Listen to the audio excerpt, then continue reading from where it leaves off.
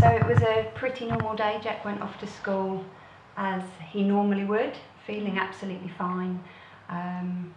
Weren't you? No problems at all.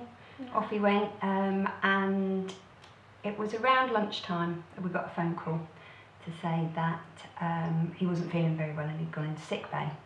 And it's unusual anyway, because Jack's not a sickly child. It's very rare for him to be feeling poorly. So what were you feeling? I was feeling like... Your heart was racing fast? Yeah, it kind of hurt a little bit, because like, it just kept on really hurting. He was going very fast, and Jack was very grey and lethargic, and they just said it was just abnormal. But he was walking around, he was talking, he was okay. Went into the door of A&E, which is where we kind of realised something really was wrong. That's where I had the test on the machine. They put the thing over my finger and they put the thing around my arm, and when it came up and showed the beats per minute, they thought the machine was broken. So we tried another one, and it came up around the same beats per minute, so they took me straight to resus. We went over 300 once we were in resus, but actually we walked in at 286 and they were amazed. And in fact, not only did they think the machine was broken, but they kept asking Jack, did you really just walk in here? Because by rights I don't think he should have even been standing. We got taken into intensive care, first of all. So actually what had happened was it had come back down to a reasonable level. It was still slightly raised compared to how it should have been, but they were far happier overnight and through the following day.